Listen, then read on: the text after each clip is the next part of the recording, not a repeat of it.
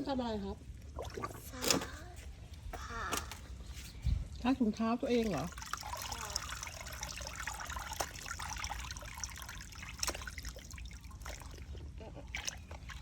อืม